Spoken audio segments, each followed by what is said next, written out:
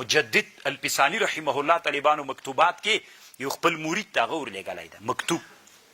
دا ډېر ویښ پیر د طالبانو داسې پیران په دنیا کې ولی موږ به په تندیو مچو کړي ول طالبان. مجدد الفسانی یو مرید ته ورلېږلي دا مرید طالبانو داسې دا بدعتیت پې غالب سوی ده چې بدعتیت پې غالب سوی ده مکتوب ورلېږلی غوښتنه یې تېر کړې چې راسه یې ورې خو دا راسه یې صراحت نه دي ورته ویلي عنوان د مکتوب یې داسې د طالبانو وایي قرب جسدی کې تاثیر ډیر کول کیږي په نسبت سره په قرب روحاني کې.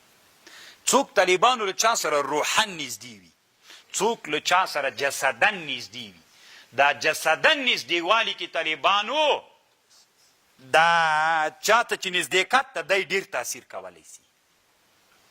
مثلا یو سړی د طالبانو مثلا زه یو معلم یم د یو چا ما سره روحي قربت ده د روح له لحاظه ما ته ډېر نږدې ده هغه طالبانو دنیا بل سر کې ده خو روحاني ما سره ډېره نږدې ده.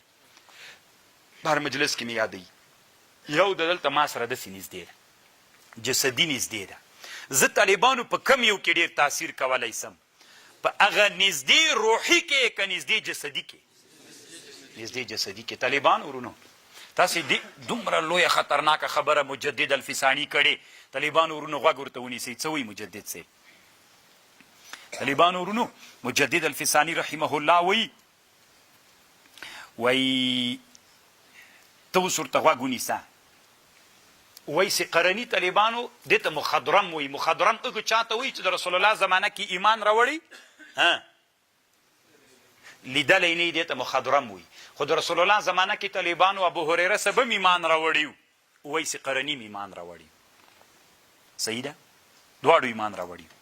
خو طالبانو ورونو که تا نه څوک پوښتنه وکړي چې وحشي ابن حرب بهتر و طالبانو که اویس قرني بهتر ته ماته ووایه وحشي ابن حرب بهتر و طالبانو. ښه نو طالبانو روحاني نزدېکت د چا و که نه و او د وحشي ابن الحرب جسدي څوک و نبی علیه السلام په چا کې ډېر تاثیر وکړ په وحشي کې طالبانو دومره لوړه مرتبه یې ورکړله.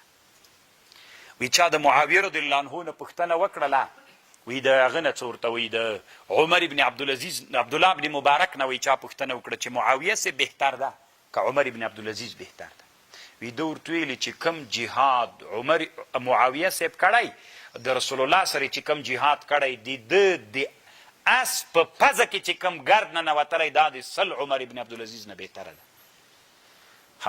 چا روحاني نزدېکت درلود عمر ابن عبدالعزیز د رسول الله سره. چا جسمانی نزدېکت درلود معاویه رضی الله عنه. طالبانو په کم کې ډېر تاثیر وکړ نو د خپل مرید ته طالبانو مجدد الفسانی صاحب لیکلی وي ډېر تاثیر په قرب د جسدي کې کیږي په نسبت سره قرب چاته روحاني ته. طالبانو یو چا به له ما سره ویني هغه دنیا کې به ما درسونه اوري په هغوی دومره ډېر تاثیر نه کوي طالبانو.